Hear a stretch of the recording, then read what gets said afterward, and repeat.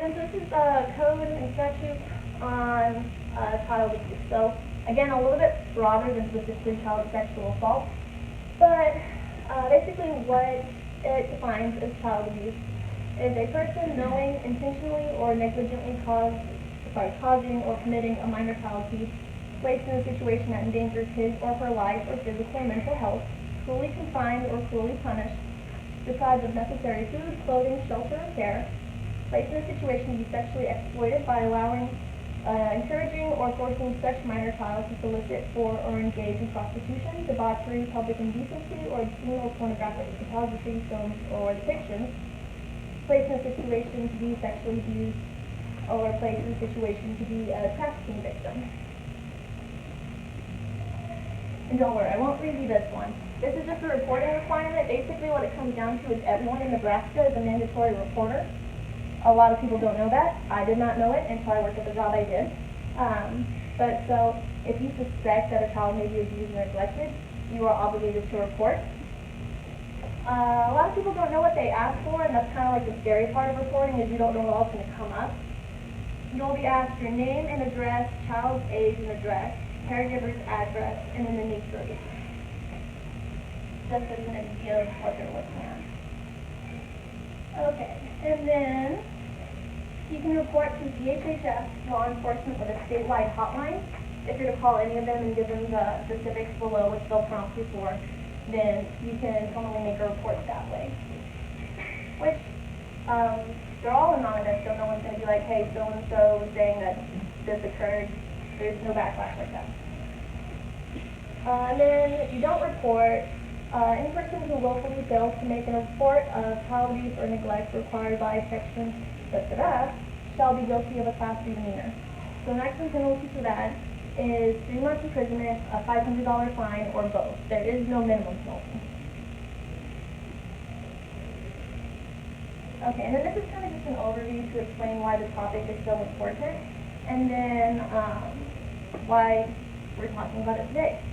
So at least 1 in 4 children have experienced child neglect or abuse, including physical, emotional, and sexual, at some point in their lives. And 1 in 7 children experienced abuse or neglect in the last year. So I was looking at this percentage-wise, and I always try to think of how to relate things to myself because it kind of sticks better. And when I looked at it, well, I graduated from a class of 32, and so that would have been the equivalent of about 4 kids in my class. It said 4.5, technically you can't have half person, so I went down, but yeah, to me that really stuck out. You know, that 4 of the classmates I was with could have been going through that. And then on a report that studied 275 million children experienced violence in their homes, nearly 223 million children were sexually assaulted. So from the 275 experiencing violence, 223 were sexually assaulted.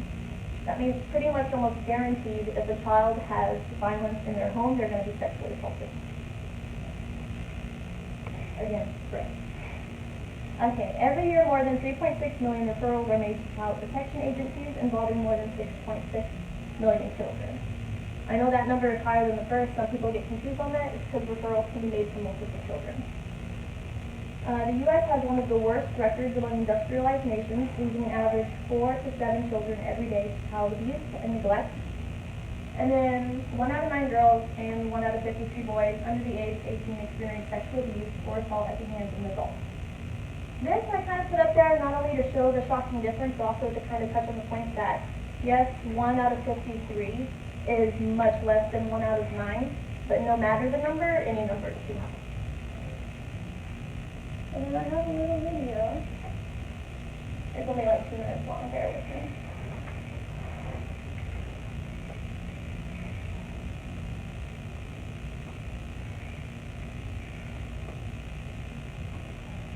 This is you.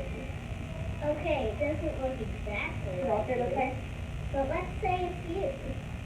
This is your body. And you get to decide what you do with your body. No one else is entitled to tell you what to do with your body. Not your friends, not strangers, not adults you know. No one is entitled to decide what you do with your body. Except you. That's called bodily autonomy, by the way. And that's what consent is all about. Everyone is different. Some people love to hug, and some people hate hugs. And each person gets to decide what they're comfortable with. Can a hug-loving person just start hugging someone at random? Nope. They need consent. How do people know if they have consent? They ask. Would you like a hug? Yes, I would. Can I hold your hand? I'd rather not. Okay. If a person doesn't say yes, can I hug you? Then they haven't given their consent. It's really pretty simple. Ask for consent, listen to the answer. By the way, if a person bribes someone or threatens someone to say yes, that's not consent. Sometimes adults will try to tell a kid what to do with their body. Don't kiss Aunt Doris goodbye. But the kid still gets to decide. No thanks, that makes me uncomfortable. I'll just wave goodbye. Some things kids can't consent to. They can't enter into legal contracts. They can't vote. And they can't consent to sexual stuff. Because they're kids. So if an adult does something that kids can't consent to, that's not okay. The adult is wrong, and it's not the kid's fault. And that's why it's most important to tell a trusted adult, like a teacher. Why? Because it's your body. And no one else is entitled to tell you what to do with it. Practice consent. And so, Ashley, my director, showed me that video the other day, and we thought it would be something good to share. And it's just really educational for kids. It's a nice simplified way to kind of explain to them consent and that they have a right to their own body. But also, it's a nice way of kind of simplifying it and putting it under a different lens for adults, I think. A lot of the time you wouldn't think about like the Aunt Doris situation.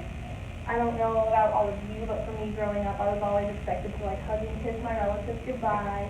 And then I didn't ever really think about it any more than that. But even if you don't necessarily consider that wrong, it's a good way to teach kids to practice consent and to know that they have a right to their body and that they can say no to things like that.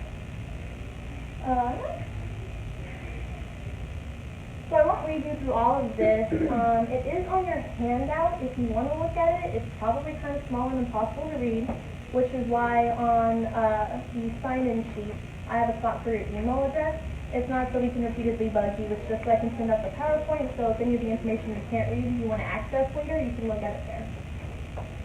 So a huge part with the abuse of children when it comes to, well, I was going to say sexual assault, but really just any kind of abuse when it comes to children, is a power imbalance. You see this similarly in work supervisors, caregivers for children, disabled, and elderly. Basically, we're not saying that anyone who provides care is an abuser. What we're saying is that a lot of times that's used simply because it is an easy tactic. If you have power over someone, it's less likely for them to fight, or it might be easier for them to give in or to say no. You have a lot more influence in the position. So, due to this power imbalance with those kind of demographics I pointed out, like with children, they may not understand exploitation due to cognitive limitations. Depending on their age, they might not know that it is wrong. And then, also depending on age, they may have limited mobility. It may be harder for them to fight back.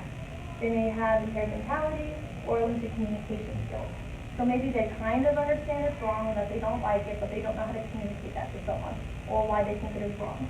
Or a lot of times, even if there is doubt, that's enough for a kid not to want to come forward or say anything, because they don't want to be wrong. It also makes for difficult prosecution. It is very hard when it comes to reporting with kids, getting the specifics of what happened. And then also, just a lot of times with the abuse, there's some kind of connection and relationship there, and children feel very conflicted. So they might not necessarily want to come forward because either, well, yeah, I don't like what they did, but they're not a bad person overall, or yeah, they did that, but they're this to me, and so on.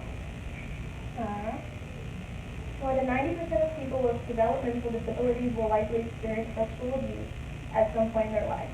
So I know this points out developmental disabilities and not necessarily of children, but I thought it was a good way to emphasize that that kind of thing is taken advantage of.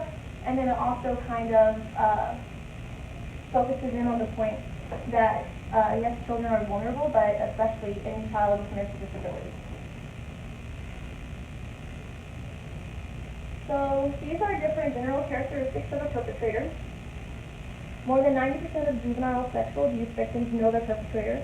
Only 14% of sexual abuse cases were committed by an unknown perpetrator, according to stats.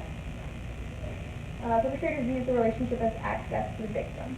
We'll kind of discuss this later with grooming, but basically, if you have a relationship with the victim, it makes it a lot easier, because again, there's going to be a conflict of feelings within the kid, and I mean, kids are kind of told, you know, this is an adult, trust adults, listen to adults, do what adults say. It all just kind of confuses them and leaves them really conflicted as to where the beliefs lie, what they are supposed to do, and what they're not supposed to do. Most perpetrators are repeat offenders. You can read the statistic on that if you want. I won't touch on every single thing for you. Offenders are overwhelmingly male. It is estimated that women are the abusers in about 14% of cases reported among boys and 6% with girls. And then approximately 1/3 of offenders are juveniles themselves, which kind of makes it really hard waters to navigate. 23% of reported cases of child sexual abuse are perpetrated by individuals under the age of 18. And then 40 to 80% of juvenile sex offenders have also been victims of sexual abuse. So that kind of shows the cycle of it, and I can't think of what I want to say, but it's a really toxic cycle. It's like domestic violence and everything else. Once someone is a victim, it's more likely that they're going to then become a perpetrator, and it'll just keep feeding into the cycle. And then I have this, again, as a reminder, so a perpetrator can be anyone. This is what we're saying it looks like. We're not saying women are never perpetrators. We're not saying strangers are never perpetrators. This is just standardly what we're seeing. A perpetrator can be anyone. So then, signs, well, physical signs of the child being abused. This one didn't really say physical, but it did say psychological behavior, so I just went with it. Infants under a year old are mostly subjected to abuse, because over 25% of child victims are younger than the age of 3. And so that kind of shows the power imbalance thing again. These ones, you have the most power within your relationship, because they're most reliant and dependent on you. Other signs include unusual odors around genitals, pregnancy with a young child, stomach pains and ulcers, STD diagnosis, unexplained physical injuries, bruising or genital, pain or itch in the genital region, stained, torn underclothing, difficult walking, chronic UTI. I know some of these things seem kind of obvious, and then other ones you don't really think of. So like a child walking kind of funny might not mean anything. Children do a lot to themselves a lot of times. But when you add it in with any of these other ones, then you can kind of start to gather red flags. And then the psychological signs of a sexually abused child will be as follows. So, this is not all of this is obviously going to set off a trigger in your mind. Like, it's very normal to have a relationship with someone. But again, when it's paired with all these things and there's mistrust, night terrors, and so on, that's when you would start reading red flags. A big thing is upset when bathed. So I'll talk about it with grooming, but a lot of abuse victims, when it comes to children, they start off with gray area touching, which is, yes, I know if they touch me under like my swimsuit area, that's probably wrong. But if they start off with the thigh, they might have more questions, like, well, that's my leg, it seems okay, and it'll kind of graduate from there. And then same thing with the hands-off ones. They might start with, well, they just showed me this dirty picture, but it's a secret between us, it's just something cool that people show each other, and then it will escalate. So with upset with babes, sometimes you get handsy back when it comes to kids. And so that typically happens when their caregiver is trusted to do that, whether it's a babysitter or whoever, and they're the abuser. So perhaps if you're the parent or the sister and you help bathe a child, you might notice that they get more upset when bathed, because they're going to kind of express that throughout consistently. It might serve as a trigger, which we'll touch on a little bit later. But yeah, those are just some general things to keep in mind. And then again, will not touch on all of these. I know it's a lot. But these are just some reactions you see when it comes to emotional and psychological. So, with PTSD, a lot of them are going to be really insecure. I mean, as an adult, I'm insecure about my body. If you saw me as like a 5-year-old, let alone in that situation, it would be unbelievable. Again, they're going to be really confused. They don't know who to trust. They don't know what's wrong.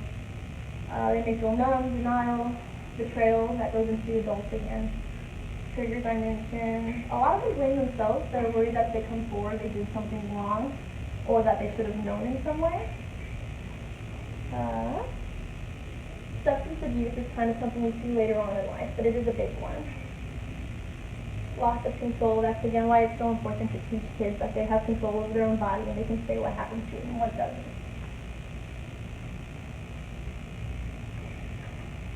And with reactions, physical and medical, we see them having panic attacks, headaches, self-injury, vomiting, seizures, nausea, injury, shock, and pain. I won't touch on that too much more because I think it's all pretty self-explanatory. But so, I mentioned the relationship they have with abusers several times, and that kind of ties into traumatic bonding, or a lot of people will call it Stockholm Syndrome. This is caused by contact, relationship with the perpetrator, and in domestic violence we kind of call it the honeymoon phase.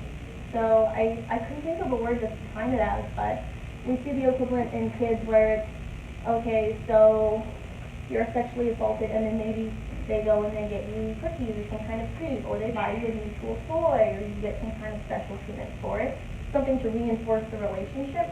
Because if it simply is the traumatic parts of it, and they're just being abused and abused, there's only so much that someone is going to take before they start to question it more and to tell someone. This is kind of the manipulative part of it. So they will also use multiple tactics of abuse. You may see re-victimization with different traumas. And then the problem with this causes is again the relationship with the perpetrator. It's a barrier in coming forward. Kids feel a little more conflicted. It ruins their trust. And something with trust to kind of think about. So I kind of like this analogy. If you don't, that's fine, but it really helps me picture it. So if you think about it with a wooden bridge with different panels going across it, you'd probably walk across it without thinking anything about it really. But if you were to have a panel fall out, every time you cross the bridge from that point on, you would probably test the panel in front of you before continuing. And so that's kind of what you're going to see in those relationships with kids outside of their abuser. And there's also maladaptive self-talk. So that kind of goes into being insecure, self-loathing. Conflict with belief. That can be a lot of things, but also mainly what I was saying with adults again, there's a lot of trust there. Disempowerment and guilt.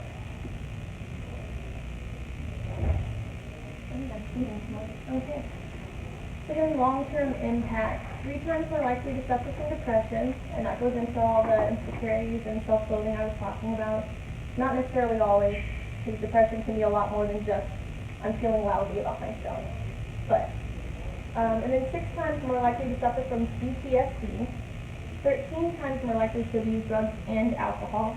I emphasize that because I like to point out it doesn't say drugs or alcohol, it's drugs and alcohol. And then 26 times more likely to abuse drugs if you just narrow the scope to that. 4 times more likely to contemplate suicide.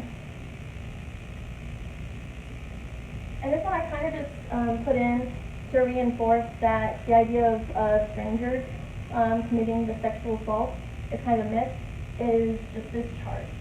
So here's the 11% is a shared home, so where the victim would live with the abuser. And then the yellow is the victim's home, and then the blue is the offender's home. So this is a home between them in some way or another, and the 22%, the orange, is another location. Most likely, whoever's being sexually assaulted, kid or not, is going to know the perpetrator. Again, this is the only part where it's not a house. And if you're in a house, typically know the person who owns it. So then this is grooming. Grooming is defined as befriending and establishing an emotional connection with a child, and sometimes the family, to lower the child's inhibitions with the objective of sexual abuse. So this has been a big thing as of lately that a lot of people are touching on. The key part of it is kind of befriending the child, but also their parents and their family.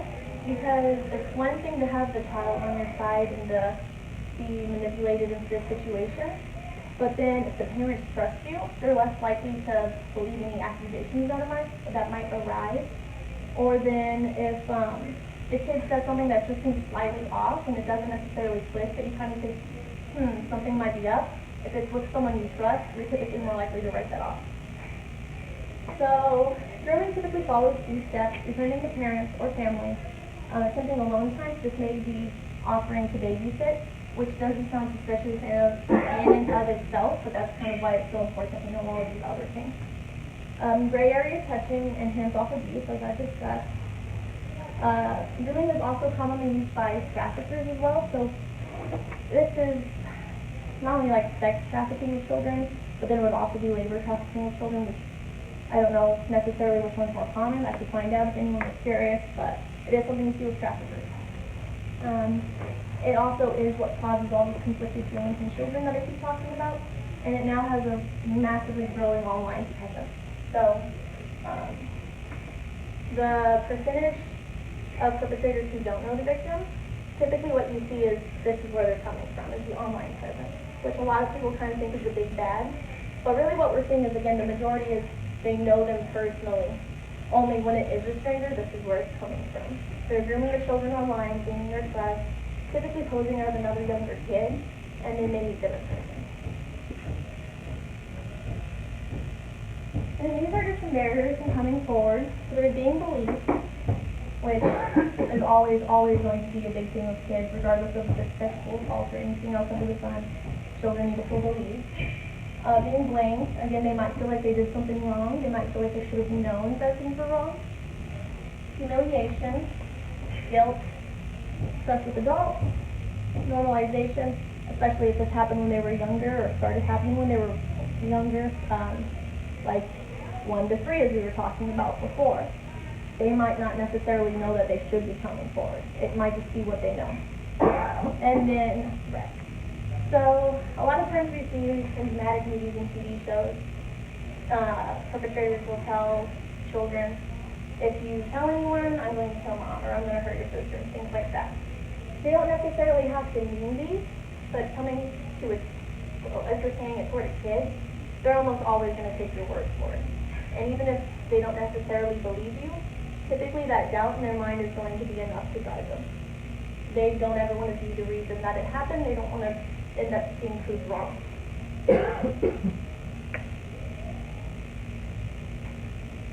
All of these are all just squished on here, but so sometimes I forget to touch on this.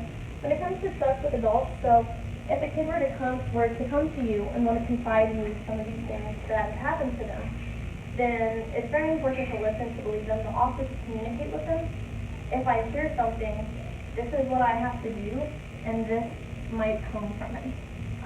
Not because you want to scare them off from letting you know, but because if a kid were to come to you and said, okay, I'm going to go do something about that, and you walked off, or you just even said, thank you for telling me, and you didn't leave them anything else to go on, later on when something happens, that's only going to hurt their trust with adults further.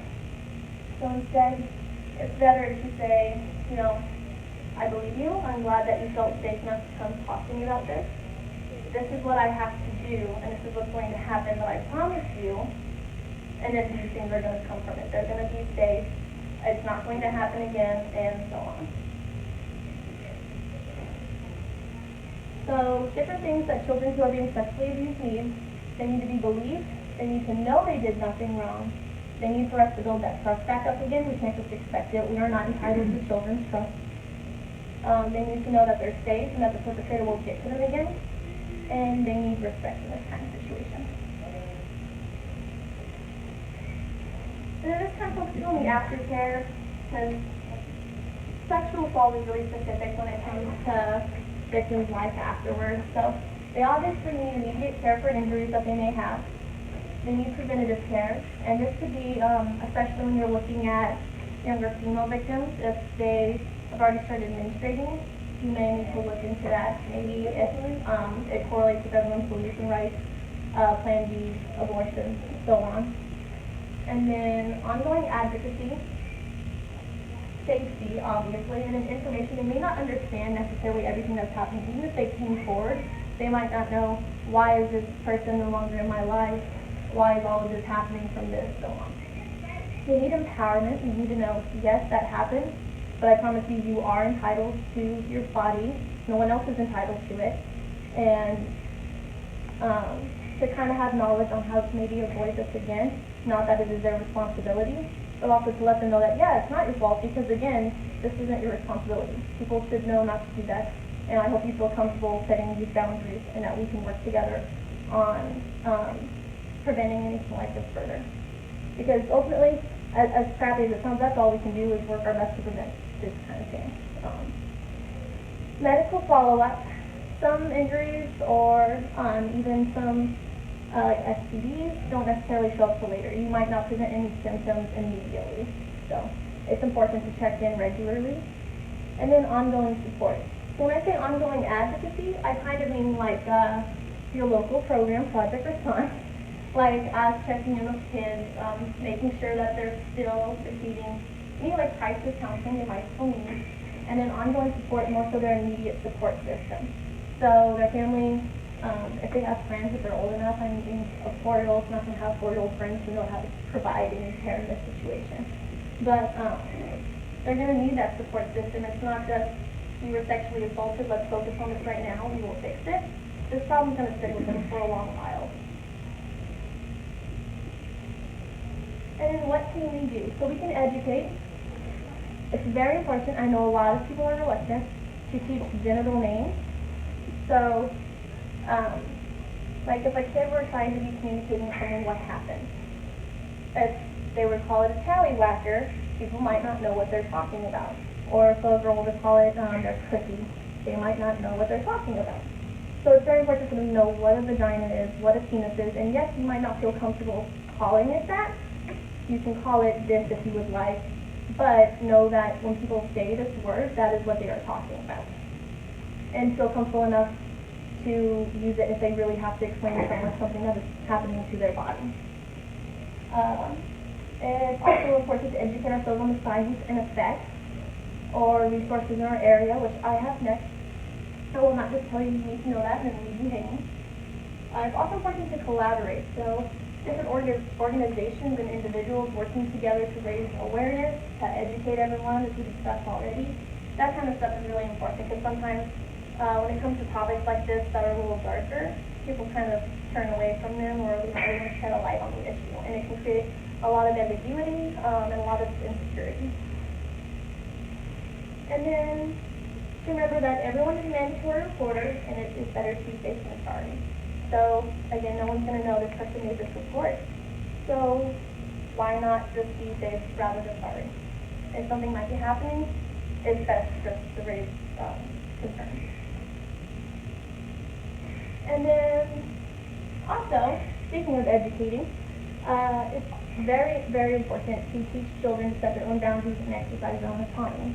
So I want to say her name was Aunt Doris in the video. That could be kind of an example of practicing. Again, you might not necessarily find that wrong, a kid kissing their grandma on the side of the mouth even though they didn't want to. But even if you don't find that wrong, it's still a really good exercise to show children you can say no to this if you're uncomfortable. No one has the right to say, hey, I want to kiss goodbye, give me a kiss goodbye. Letting them know that if, hey, grandpa wants a hug before you go, but you're uncomfortable with it, you can tell them, no thanks, go say goodbye, and then see him again the next time. And that he will not be mad at you, there will be no consequences. There might be, depending on your family, but maybe talk with them as to why you're doing this. And the same thing kind of goes for tickling children. So if you tickle a child and they say stop, and then you keep going, you might not necessarily do that as wrong, but then that's kind of warping their view in a way. It's important to let them know, if you say stop, I'm going to stop. If you say not to touch your body when I'm tickling you, I'm not going to do that. And it could be more conflicting if we say, well, you say stop, but you're smiling. Well, then that's teaching kids, yeah, so-and-so said no, but they didn't sound like they meant it, is also okay. So that's kind of a good practice to show them what they can say no to. And these are different resources. I put Child Advocacy Center on the bottom, not because it's not a fantastic resource, but because to go through them, I believe you have to have a referral from law enforcement. So this will be your stopping point first. And I know a lot of people come up to Nebraska City from Auburn, so I left Auburn and Nebraska City numbers in here. And then there's also the Child Abuse Hotline, our hotline number, DHHS office, Nebraska City and Auburn again. And yeah, does anyone have any questions? I know I was kind of going a little quick, it was probably hard to interject. I might have to tap out to my director or other lovely advocate if they know an answer that I do not. Was there anything you maybe, like you can't word into a specific question, but just something you wanted to know more about that didn't get touched on?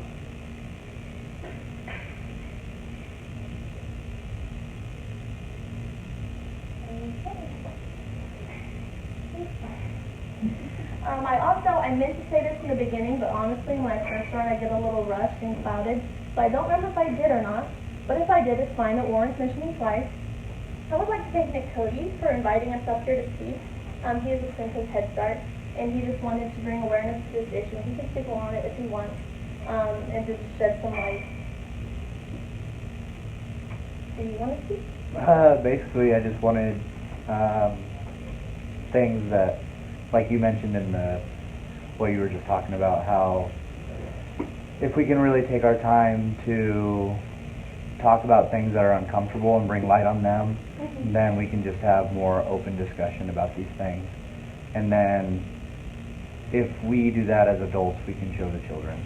And that's what's most important. So as always, we're the role model for adults. So if we can take what we're learning from these trainings and things like that, then we can empower us to help empower the children to be able to speak up.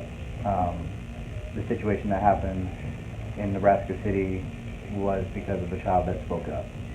And that is very important to me, that they said something and that it's being able to be talked about now. So I think it's very important to mention, the more we talk about these uncomfortable topics, the more kids are going to feel okay to talk about them if necessary. And then also, if you think about it, the more we talk about these uncomfortable topics, the more they become comfortable. Not necessarily that they're happening, but we become comfortable in at least talking about them and acknowledging that yes, they're happening, but these are different things we can do to either prevent or stop what's happening. Yeah? So did they do this like in daycare? Do they get like any kind of social talks about the kids? Do they bring awareness about, helping each other and, stopping stuff? Do they do that in daycare? I believe that it's specific to each daycare. Okay. So like I worked as a para for the longest time, which I know is different than an actual daycare. I'll let him speak on this more, just get more experience than I do when it comes to that. But as a para, we didn't speak about it too much, so I know other schools working with like preschoolers and kindergartners are starting to incorporating these like beginning lessons about, your rights to your body, and hopefully more schools can that.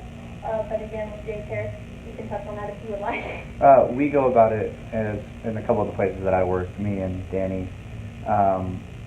We just teach the kids that in any situation, it's okay to say no. It's not necessarily just this. We have had situations before where it's come up in the classroom, and we do talk about it openly.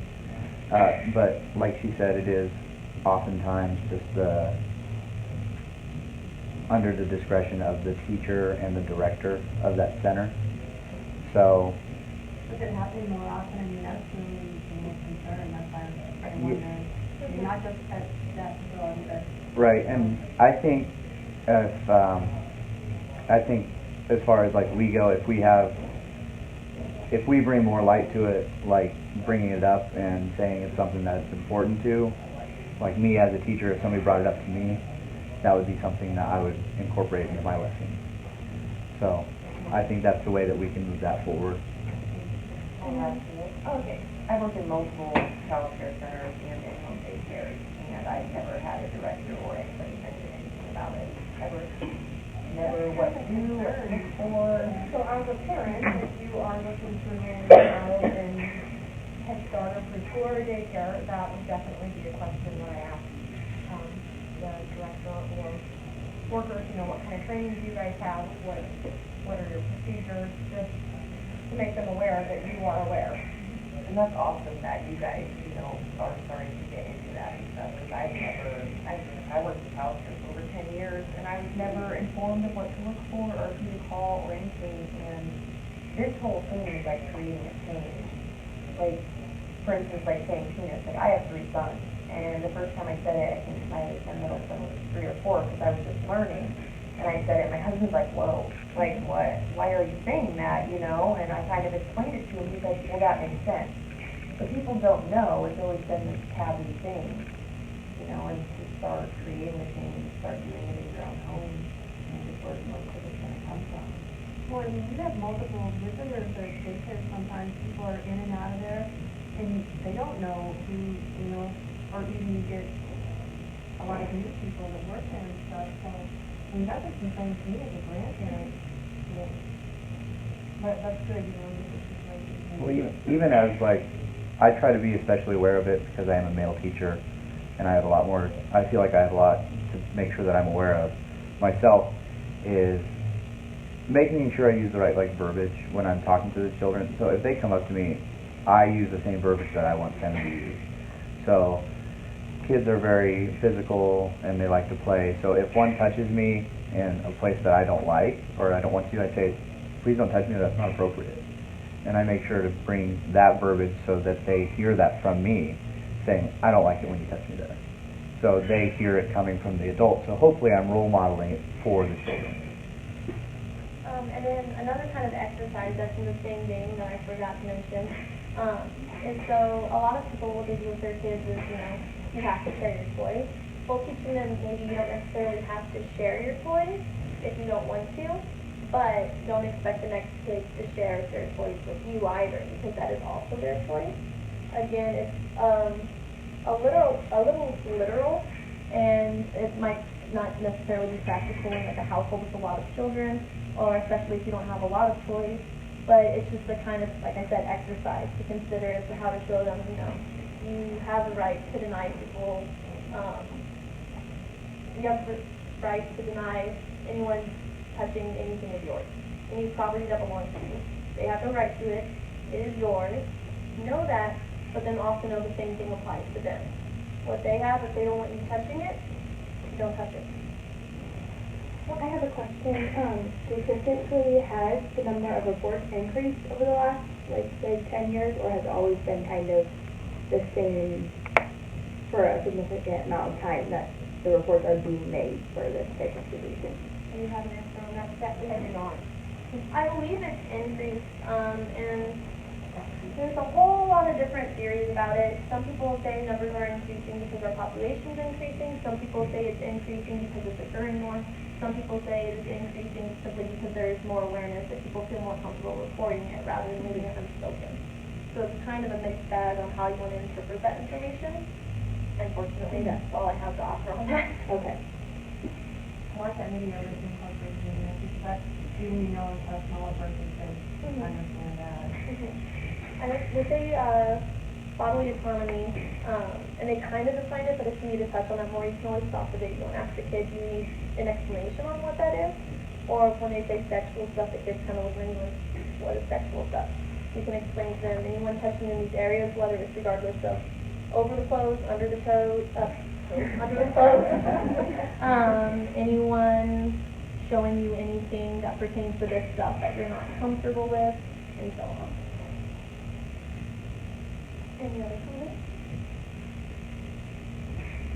I just want to say kudos to Nick for having us out, being a male, and because the perpetrators are male, it just goes to show that males can have a very powerful role in prevention. So, thank you.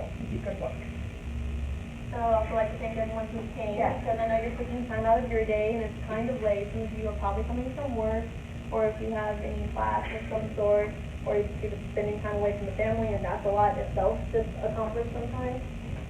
Thank you for coming. It is fantastic to have people here listening about the issue, educating themselves on it.